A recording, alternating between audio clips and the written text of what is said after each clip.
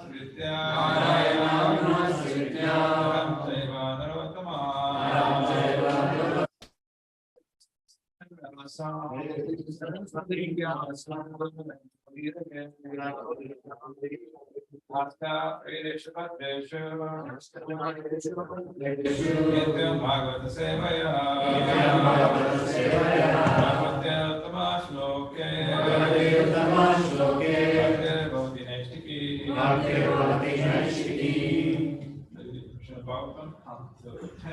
chapter 22. The title of the chapter is Krishna steals the garments of the unmarried gopis. Alright, so, and this is why you start from the first chapter. So please don't jump into this chapter. One time, actually, when I came back to Krishna, I was married 32 nights ago, the conference. Yeah, we came back from Maryland. Yeah, we were doing the Mets show, and we found 10 counters, a bunch of them, and specifically we found the part of the 10 counter where the first chapter was on the Rasa dance or something, and there were like 20 of those. Like, why do we have 20 copies of this in one particular section of the Bhagavatam? And anyways, we removed them. But yeah, and the point being, Prabhupada always, not as Prabhupada, all our acharyas always insisted that we start off with the previous numbers, and then we gradually cover the 10th number. And I guess we talked about why Prabhupada translated the Krishna book. He knew he wanted to get that out, the 10th counter out in some form at least before we exploit it. Yeah. So we'll go over this pastime and let's discuss a few points from that. All right, if somebody wants to go ahead and read the chapter summary. What it is. Unmarried gopis, chapter. Krishna steals the garments of the unmarried gopis. This chapter describes how the marriageable daughters of the cowherd men worship Katyayani to get for Sri Krishna as a husband, and now Krishna stole their garments of the young girls and gave the girls benedictions. During the month of Margasirsa, every day early in the morning, the young daughters of cowherds would take one another's hands and, singing of Krishna's transcendental qualities, go to the Yamuna to bathe. Desiring to obtain Krishna as their husband, they would then worship the goddess Katyayani with incense, flowers, and other items. One day, the young gopis left their garments on the shore as usual and began playing in the water while chanting of Lord Krishna's activities. Suddenly, Krishna himself came there, took away all the garments, and climbed a nearby Kadamba tree. Wanting to tease the gopis, Krishna said, "I understand how fatigued you gopis are from your austerities, so please come onto the shore and take back your clothes." The gopis then pretended to become angry and said the cold water of the Yamuna was giving them great pain. If Krishna did not give them back their garments, they said they would inform King Kamsa of all that had happened. If he did get the clothes back, they would willingly carry out his orders in the mood of humble servants.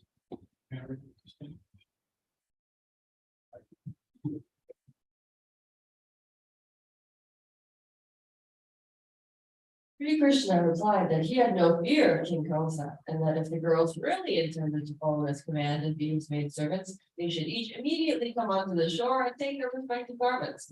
The girls, trembling from the cold, climbed out of the water with their two hands covering their private parts. Krishna, who felt great affection for them, again spoke. "Because while executing a vow you bathed in the water naked, you have committed an offense against the demigods. And to counteract it, you should offer obeisances with joined palms. Then your vow of austerity will achieve its own results." The gopis followed this instruction and, holding their hands in respect, offered obeisances to Sri Krishna. Satisfied, he gave them back their clothing. But the young girls had become so attracted to him that they could not leave. Understanding their minds, Krishna said that he knew they had worshipped Katyayani to get him as their husband. Because they had offered their hearts to him, their desires would never again become tainted by the mood of materialistic enjoyment, just as fried barley corns can no longer grow into shoots.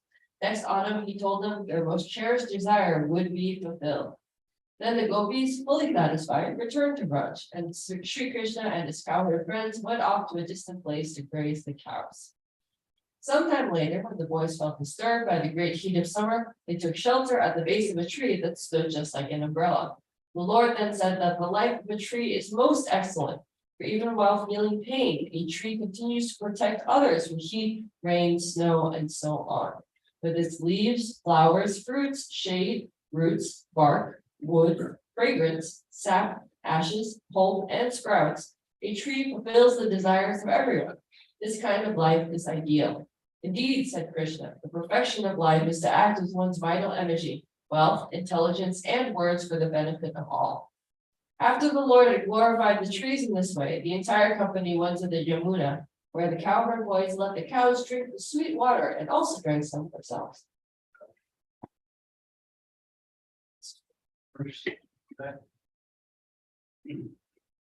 Pratyayani Mahamaye Mahayogindrishwari Gopasukam Devi Me Gurute Namaha Imantram Japantyasta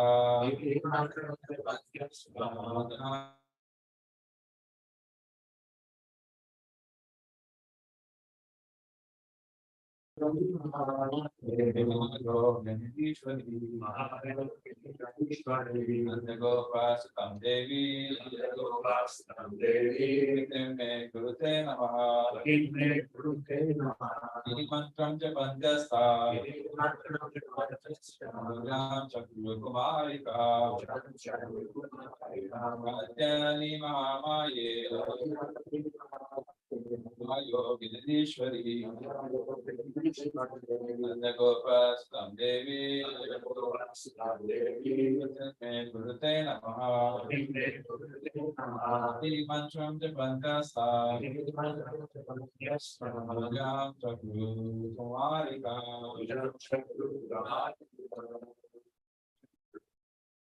Pratyayani Mahamaye Mahayogindrishwari Gopasukam Devi Gurute Namaha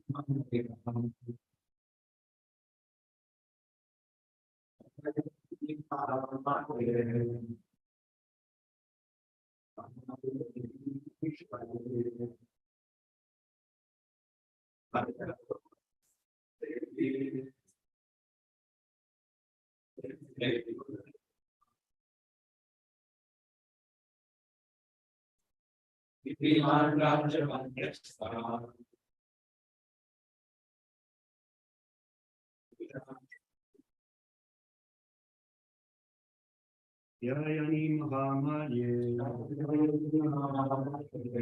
Mahayogini Adishwari Nanda Gopasukam Devi Timme Gurute Namaha Iti Mantram Japantyastha Ujam Chakru Kamarikaha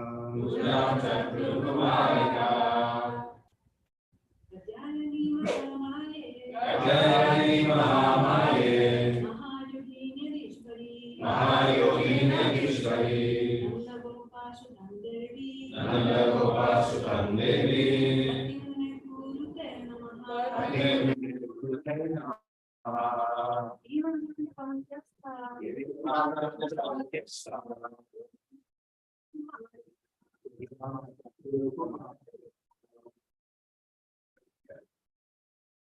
Mahayogiri,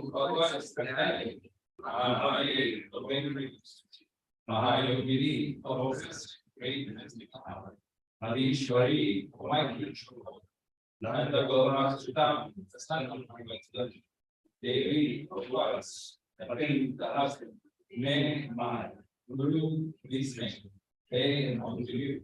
Namaha, and my existence. Eating the influence, Madaram the living, the Ranja Chanti, Ram the day, Ujaram question, Shakru the form, Mayaka and the goodness. Each of the young and married girls from the Christian are chanting the following mantra. Oh, goddess of divinity, oh, great goddess of the Lord, oh, sense of the great mystery power and mightiness of all, please raise us on Muhammad. I offer my gaze to you.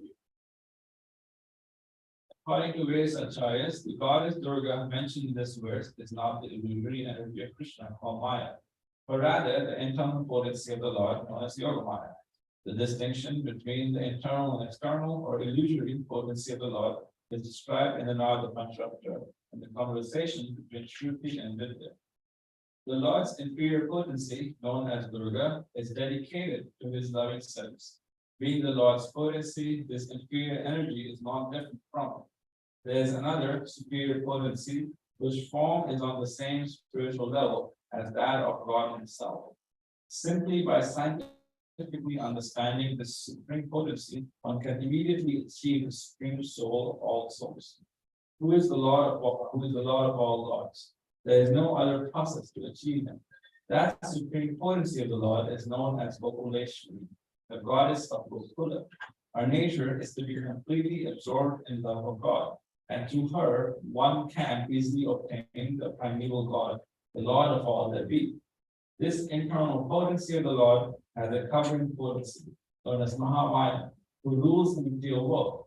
In fact, she rules the entire universe, and thus everyone within the universe falsely identifies himself with the material world. From the above, we can understand that the internal and external, or superior and inferior potencies of the Supreme Lord, are personified as Yogamaya and Mahamaya respectively. The name Durga is sometimes used to refer to the internal superior potency, as stated in the Pancharatra. In all mantras used to worship Krishna, the presiding deity is known as Durga. Thus, in the transcendental sound vibrations, glorifying and worshiping the absolute truth, Krishna, the presiding deity of the particular mantra or hymn is called Durga. The name Durga therefore refers also to that personality who functions as the internal potency of the Lord, and who is thus on the platform of the Sattva, pure transcendental existence. This internal potency is understood to be Krishna's sister, known also as Ekanamsha or Sribhadra. This is the Durga worshipped by the Gopis in Vrindavan. Several acharyas have pointed out that ordinary people are sometimes bewildered and think that the names Mahamaya and Durga refer exclusively to the external potency of God. Even if we accept hypothetically that the Gopis are worshipping the external Maya, there is no fault on their part, since in their pastimes of loving Krishna, they were acting as ordinary members of society. Srila Prabhupada comments in this regard. The Vaishnavas generally do not worship any demigods. Srila Narottam Das Thakur has strictly forbidden all worship of all the demigods for anyone who wants to advance in pure devotional service. Yet the Gopis, who are beyond compare in their affection for Krishna, are seen to worship Durga. The worshippers of demigods also sometimes mention that the Gopis also worship goddess Durga, but we must understand the purpose of the Gopis. Generally, people worship goddess Durga for some material benediction. Here, the Gopis would adopt any means to satisfy or serve Krishna. That was a super excellent characteristic of the Gopis. They worship goddess Durga completely for 1 month in order to have Krishna as their husband. Every day they prayed for Krishna, the son of Nanda Maharaj, to become their husband. The conclusion is that a sincere devotee of Krishna will never imagine any material quality to exist in the transcendental devotees, who are the most exalted devotees of the Lord. The only motivation in all their activities was simply to love and satisfy Krishna. And if we foolishly consider the activities to be mundane in any way, fully impossible for us to understand Krishna consciousness. Yeah.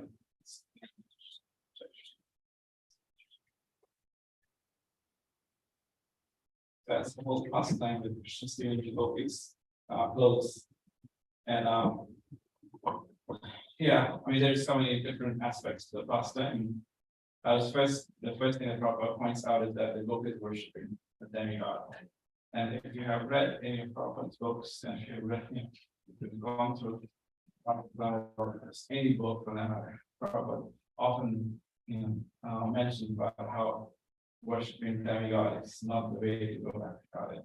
And so the question is, why is it out there? Why is that process outlined in the way that's so extensively worshiping demigods or different things? What do you think? Why is it out there? And it's up probably in the age.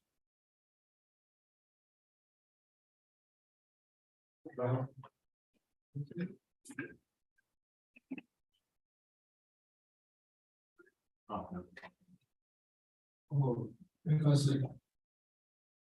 worship demigods is mentioned in the Vedas, because there's so many people have different desires that all they don't have pure desire, and then also some of them are not religious at all. To bring some form of piety in them, like to bring their attention to some kind of religious activities. That's what it's mentioned. So they can come up the level that they are at. Yeah, basically, there's people at different levels, and not everybody is ready. How Prabhupada was mentioning that both are this morning, we did not surrender. So not everyone is willing to surrender. And that's why, there's this different yoga. There's Jnana yoga, there's Bhakti yoga, there's all this there's Jnana yoga, there's Bhakti yoga, which one? Karma yoga. Karma yoga.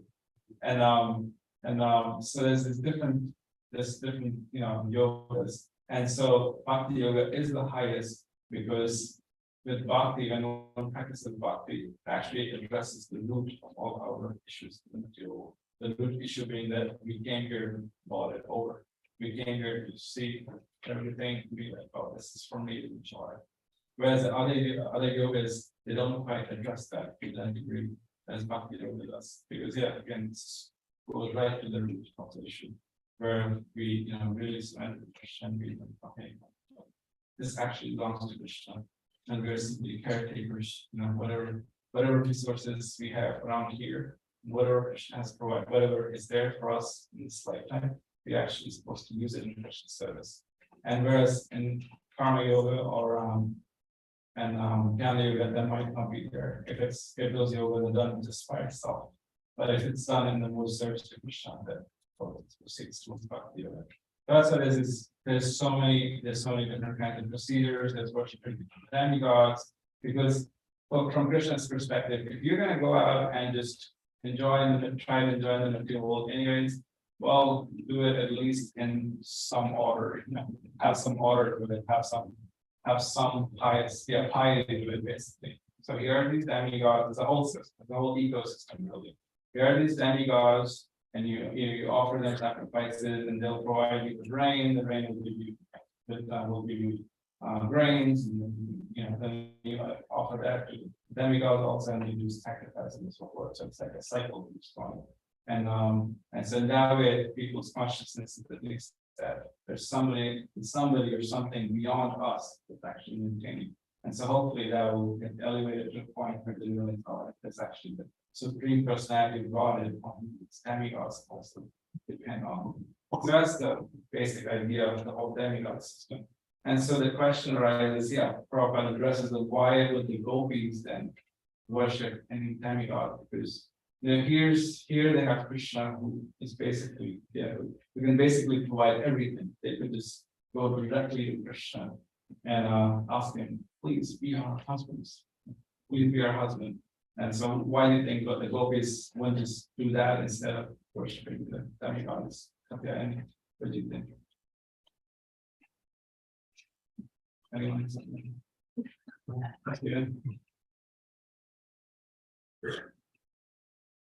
Hare Krishna. I think it's because in Vrindavan, rasa is the most important thing. and it would mess with the rasa. So so like the gopis and Krishna, I mean, they are, there's this attraction and there's love, but it's also kind of covered, like it's a little bit like, it's kind of like shy and like coy, and it can be kind of direct. So, if the gopis just went up to Krishna and are like, hey, we want you to be our husband, that would just be too direct, and it would like ruin that flavor. That's a good point, yeah. Now there's a particular mood that's there. They definitely don't see Krishna as the supreme personality of God. And what else? What else? Prabhupada mentioned one point. Yeah,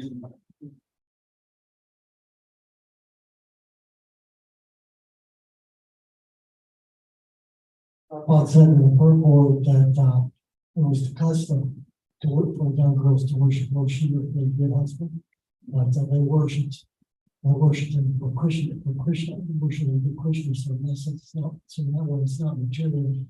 Not, Krishna was fulfilling their desires. When he stole the garments, they wanted to be married, because they wanted to be married to them. And if you see a girl naked, it's she's got to be one. So yeah, in Vedic custom, we worship Shiva, or you can worship Durga, and they worship Durga with husband basically. So that was the basic custom, and even now in India, they do something. And yeah, so they basically followed that.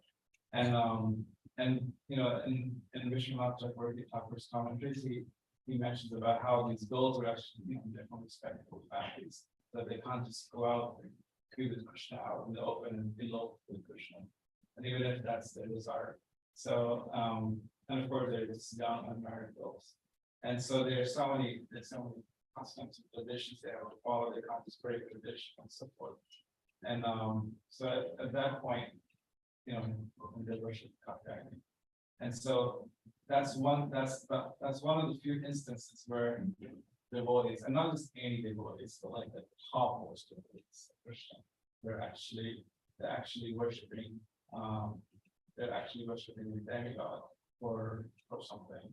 Is there any other instance you can remember in any class anywhere where somebody worshiped the demigod?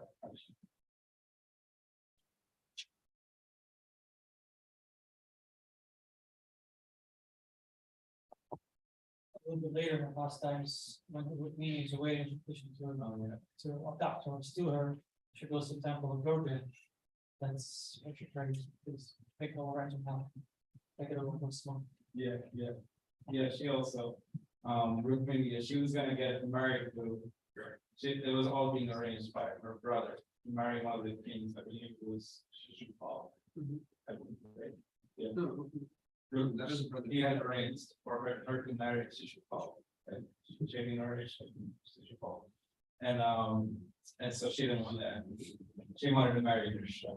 And so yeah, she had sent this message, and then before marriage, yeah, that's another custom. They would go to the temple of Durga and just pray to goddess Durga. So she was praying to her that late night I would marry Krishna. So they whole set of prayers she had. And so that was another instance. Anything else? Anywhere? There's one instance in the Ramayana actually. Yeah.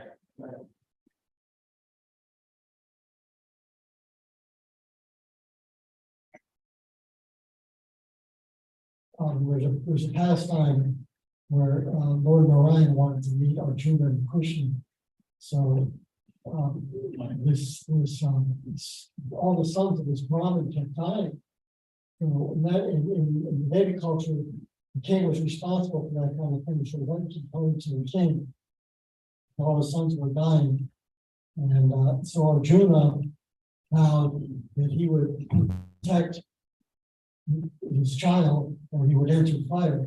And he actually worshipped Lord Shiva with potency to do that. And then after I forget the details, but Krishna ended up taking Arjuna to see Lord Narayan. So that's basically the case. Yeah. remember exactly, but Lord Rama worshiped Shiva Yeah. before going to Lanka. No, it was after the war. It might have been before, or maybe before, yeah, before also, yeah. Okay. I don't know, I didn't know the details. Before, yeah, there was one afterwards, when he died, Ramana had died. Then he worshiped Shiva perhaps again or something, because they killed him from that. But before was it before he just worshiped of Shiva, the way in the war? Yeah, she's my name.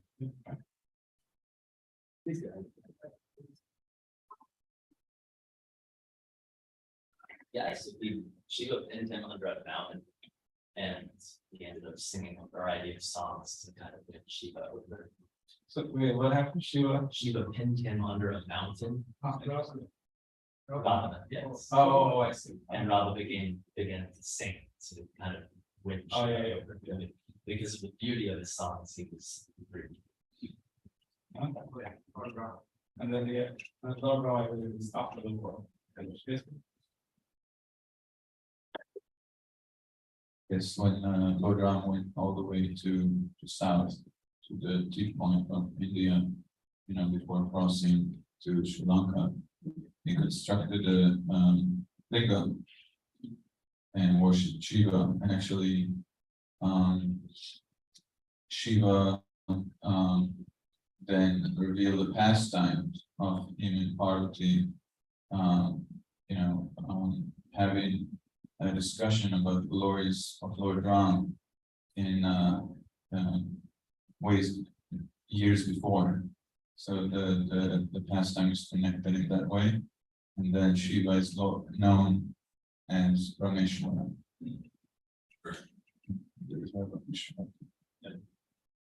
Then another incident of devotee worshiping a demigod is Nanda Maharaj worshiping Indra.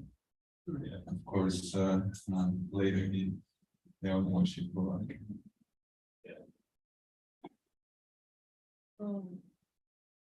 About worshiping the Gopi Mahari. One time when she had decided one time when she wanted to participate. Worship. It wasn't exactly worshiping Lord Shiva, but one time Lord Shiva wanted to participate, so Radharani gave him the blessing of becoming Gopi Mahari. And so Lord praised Gopi Mahari. Yeah. So we see these various instances where devotees find out, that's why oftentimes in India they point out, well, there's so many instances where you see Lord Ram worship Shiva, there's Prabhupada mentioned they say all the gopis worship Durga. So why are you limiting us to worshiping Krishna only?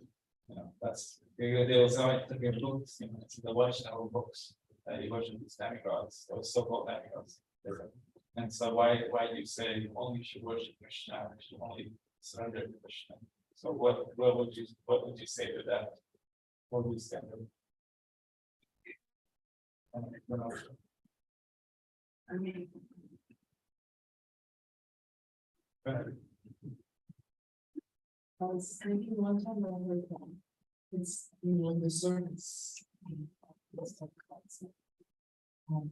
Like Mahamaya and Krishna, their service is to slowly bring us to Krishna consciousness. So actually, it's like we're all in this album together. This is what I heard from my teachers that we're in we're all working together to come to Krishna consciousness, to serve Krishna. That's the consciousness. Earlier, you were talking about all these other yogas and how bhakti is actually the root. It addresses the root, and similarly, Krishna is the Supreme Personality of Godhead, and even Brahma, the demigod, was bewildered by Krishna, and so Krishna is not bewildered. And these Maya is his potency, so he's the Supreme Personality. What I'm saying is that why well, to answer your question, like why not worship the demigods, why worship Krishna? It's because he's the root. Like, you go to him. You know? Alright, what else? The mind, yes, on face the film.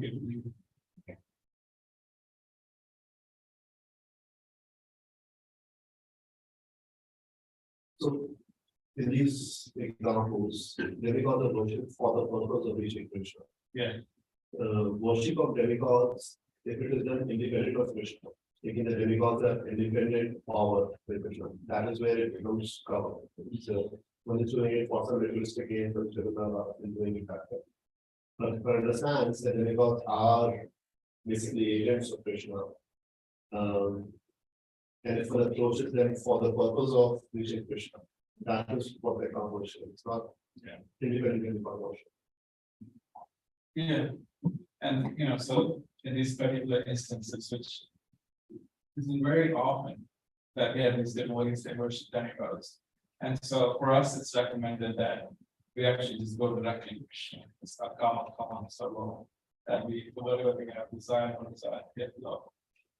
Might be somebody's number. That's not.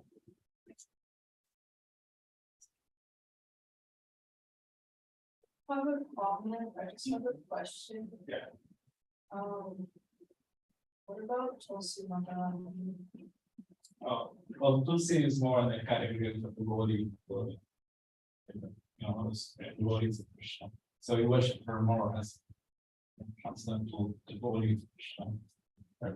That's my basic understanding. It's not necessarily. Yeah, and so we worship her in the mode of service. It's without and such, and of course, offering that of Tulsi, the Krishna side, so we worship her in that way. Not as a demigod, we don't worship her, but. Yeah. I guess. So with, appreciation and respect for demigods as like servants of Krishna. Oh, yeah, that's all right. It's actually the proper attitude where, because they're also personalities, so that's how we appreciate other devotees. One can actually appreciate these other people who also have service that they're doing. It's just that the Prabhu pointed out, we don't see them as all in all. That all, I go to this person and I get, get whatever resources that I need. And it's kind of the same thing, not just with demigods, but with anything in this material world. One time somebody asked Prabhupada, what does humility mean? And Prabhupada said that humility means that you understand that you're fully dependent on Krishna, and that you're not dependent on your bank balance or whatever else. Prabhupada said a few things. So it's along the same lines actually, that we're not dependent, we depend on it in a sense, but we're not seeing that as all in all, that this is it, like, this one person is gonna help me out, and I'm gonna be fabulous, people. This is what's in my bank account, or this, I know this rich and powerful person, and whatever. And so the same principle goes to demigods as well. We understand that all this is actually coming from Krishna, especially as Prabhupada mentioned, Krishna's internal voice, internal energy, that we can engage in Krishna, we can pray to, and we can engage in Krishna's space. Yeah, Prabhupada gave an example about government. You can pay taxes to their government, they can go around and pay all the branches, all the departments, like enumerated. Right approach, keeping scripts sounds like that. Then they will take them first. Yeah, because this misconception of demigod worship is so prevalent in India, and so oftentimes these questions arise. Like, oh, why do you gotta worship only Krishna? But also, Prabhupada makes this. Actually, this word that is quoted in the purport. This purport is actually written by the disciple of Prabhupada. So they quote a section from Prabhupada's Krishna book, and they quote this one section from Krishna Chakravarti Thakur's commentary. And it talks about the difference in Durga, the inferior energy and the superior energy. So Durga, she is material energy. And just think about it for a moment. Think about a powerful person in this world and how much. Think about Trump. And think about Trump. He's such a powerful person, and he has so many properties, he has so much wealth, so much power. He can move resources all over the world. So then, that is kind of, and so think of the material energy personified. That is Durga. And does anyone know what Durga literally means? What the meaning is of the word Durga? When you, there's that one, you one makes you cry. That's that one. Jail, yeah, jail keeper, yeah. And also there's another one. Regards the fort. The one guards fort. And actually, so I guess I was thinking Durga literally also means fort, like the fort itself. And yeah, one who guards, one of the warden, one who makes you cry. Jail keeper, yeah. I don't know word, Murad means like difficult. We're in Latin, oh, that's Yeah. interesting. It's Wow. really interesting. We have our Latin expert, can house Latin expert here. And Dura means difficult, yeah, actually in Sanskrit too, Dura means difficult, actually, exactly. Yeah, so there's so many words to start with Dura. That it's just it's difficult. And so yeah, Durga is this personality who just has immense wealth and resources at her feet. And that's why in India, actually, my family traditionally worships Durga, and they worship Durga. And actually, the Kshatriyas in India, especially the Rajputs, they worship Durga because they get immense strength for fighting, for battles and war. Even now, actually, even now, if you see a Bollywood movie on wars, you'll see the armies there. Jai Bhavani, Bhavani is another name for Durga. But it's called out, it's like a war cry, they call out Durga for strength and power and vigor, So when one does that in just for their own purpose, then it's the inferior energy. And then she acts as this fortress, like this deep warden who's gonna keep you in this material world. And at the same time, she's the powerhouse of all power that is in the material world. But interestingly, in spiritual life, when we worship the same personality, it's totally different. When we rely on the spirit energy, when we worship her, when we pray to her, we treat her as another, Vaishnava personality, as another great devotee of Krishna, as well, not just devotee, but actually is one of his internal potencies. So when we worship her in that way, like these engagement in Krishna service, that's like a whole nother realm actually. And so that just goes into how we could do anything for Krishna. Now one can be out there and have a job or whatever else it is, but it all really depends on on what's going on internally in our hearts. And one can be in an ashram, and one can be in the Tao, one can be in Mayapur, but they can be in Maya. But one can be in these holy places, but if they're somewhere else, internally they're actually relying on the external potency than actually an illusion. But one can be engaged in so many things. And sometimes, people look at devotees, and especially like say personas, they think, oh, these people just come out and they sell lunches, and that's their business. And so for them, that's their vision, that you just go out and sell meals and make $1 million every year, selling $6 lunches. But for us, it's like, no, this is our mission, this is our instruction given to us by our spiritual master and previous acharyas to go out and help people come closer to Krishna. And that makes me think in this chapter how Krishna talks about the tree. And I was thinking how there's that verse now the big one who's more lower than strong in the street. What's that about grass? More humble than a blade of grass, more taller than a tree.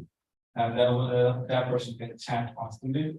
And so I was thinking about how the Gopis actually, their mood is to engage everybody in Krishna service and to share that with others. And so Lord Chaitanya and his associates had the same mood, that same internal mood. They didn't copy they didn't try to copy the intimate pastime of Krishna. They understand, as the words, we understand the principle in both the pastime of the Gopis. And the principle is really to engage ourselves and others in Krishna service. So in that sense that we follow the footsteps of the Gopis.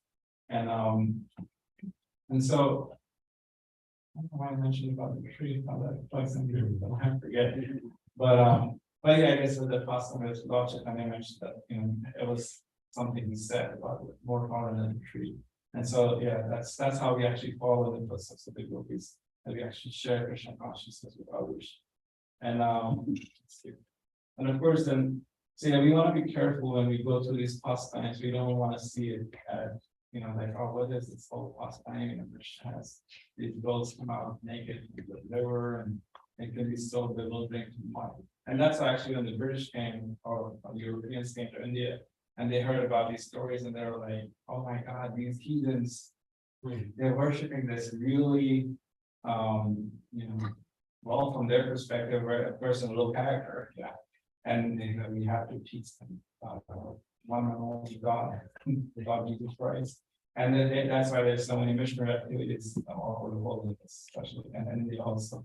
And so the British just saw that, and scholars who studied these books without any, you know, without any understanding, without actually really following the previous acharyas, they totally didn't get it. You know, but then they were like, oh, this is so rudimentary, this is so primitive and tribal. But from one actually, when one studies these books under the previous acharyas, then they're able to see like, oh wow, this is the Supreme Personality of God. And actually everything does belong to Krishna. And yeah, and in the case of the Gopis, they actually wanted him to be their husband. So in the Vedic times, yeah, in the Vedic times when a husband is the only one who, you know, see the wife naked. So that's why this whole pastime was there by Krishna. Yeah, if you read actually the commentaries in depth, Krishna is really just teasing them. Because they left the clothes, right? They went to the Yamuna, and Krishna comes, takes the clothes, goes up on the branch, and then and then he starts laughing. He starts laughing so that they hear him, and then they see that, oh, where are our clothes? Like, oh, Krishna has them on the branch, and then actually in the Bhagavatam, it's when Krishna is there with other cow boys, 3 other cow boys, few of them, and they're all very like young, so they, you know, they can't really tell male people, they're just there, and it's kind of, you know, it's kids being naughty. And so then Krishna starts harassing them. Oh, you know, these aren't your clothes. And the gopis are like, oh, these are our clothes. You know, who else is going to be it's secluded out of the forest? And he said, do you think you're the only woman in Vrindavan who have clothes? And then the gopis said, no, but we're the only ones here. He said, no, this is a special part. It's Vrindavan. And he says the demi-goddesses, they come and they also do these vows that you were doing, and it's their clothes, they have left them here, and they're gonna come take these clothes. So they're like, where are the demi-goddesses? What are you talking about? The Krishna just keeps going back and forth, back and forth. So in our lives also, Krishna goes back and forth and teases us actually to clean our hearts a bit, and Krishna really likes to pull out love from our hearts. So sometimes you'll see in our lives, we might be in a very compromising situation. Yeah, we might be in a situation where we might feel defeated and humiliated, and you know, if not totally naked, at least, you know, naked in a sense, just there's nothing, there's no dignity left or whatever. So in those situations, we can spirit of Krishna, please, you know, give us shelter. And that's what the gopis were asking for their clothes back. So we also prayed, you are the only one who can give us our clothes back and save us from this. What is that phrase? It's one of the verses connected to Vajrayana. There's a phrase Prabhupada also uses. He said about the material world, something about the naked reality of the material world. I have to look it up. But there's something about just the naked reality of the material world and how it's just so harsh actually. And so, you know, this gopis are showing the example that yeah, our main husband or pati, as we say, one who's the provider, caretaker is actually Krishna. And so we depend on him. We depend on him in all kinds of circumstances. I'm already out of time. Any last thoughts or comments?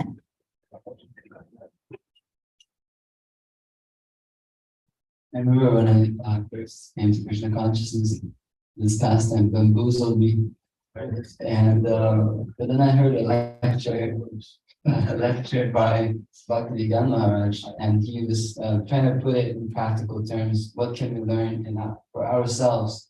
And he put it in that sense that as a spirit soul, we must come naked before Krishna without our attachments to God. And this comment, yeah, this is like who I am, And all these things don't really matter. And here I am, I present myself before you, and Krishna says, "Will surrender." So he put it in that sense, and has helped me understand in practical terms.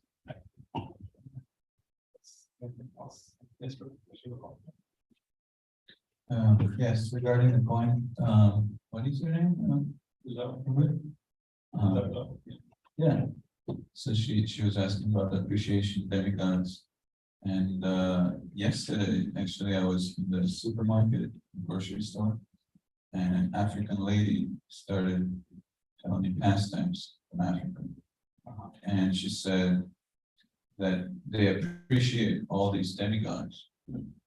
And because they understand that they come from God, you know, and she was kind of criticizing the tendency of, you know, religions today to make God kind of not relevant. You know, so if we have both the understanding that God is the supreme, Krishna is the supreme, but also that, you know, this world belongs to me. The water, you know, the air, those are demigods. We appreciate them, give respect as parts of Krishna, as the agents of Krishna. So both understanding complete each other. Otherwise, it's called Mayavad. You know, if we don't appreciate water, the air, everything Krishna provides here, then it's called Mayavad.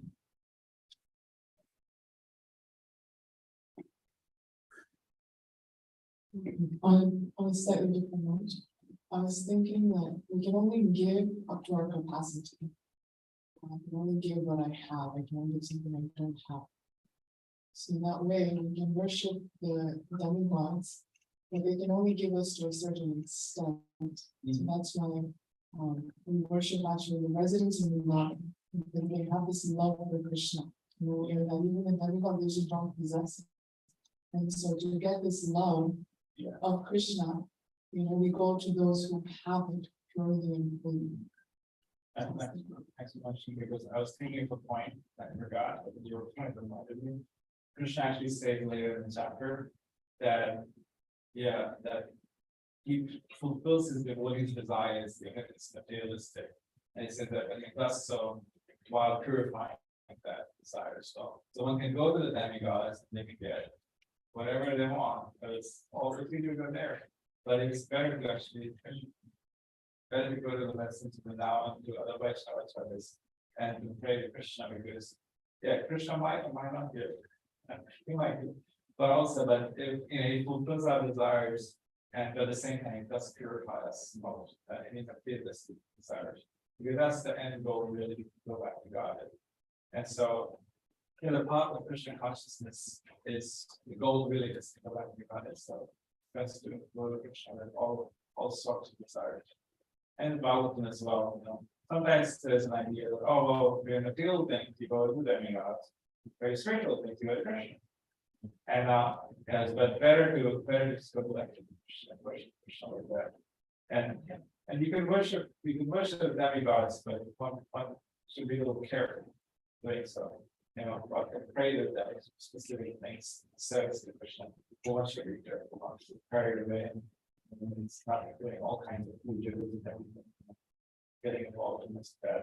I think that's don't show vacation. Demigods, they don't care what's gonna happen. That's true. For them, it's like you pray for something and you receive it, and then now it's up to you. Yeah, if one really wants to get the lessons from Krishna himself, Bhagavad Gita 7.20, therefore 4 verses relating to demigod worship. So Krishna says, you know, those who are unintelligent and attached to material desires, they go to the demigod, they actually worship me, they fulfill their desires, you know, etc. Everything. 7.20. 7.12? 20. 20. Okay. 4 verses. Yeah, one. Definitely be careful. All right, there you go. it's easy to just go to this person, get your $1 million. But if you really want to go back to God, then you want to go to Krishna. And then he might give you $1 million, but he might do it such a rate that you won't ask for it ever again. Not from suffering, but just like, oh, this is like grow bar, this is this grow that you see the glass. All right, I said, okay, lost it in here.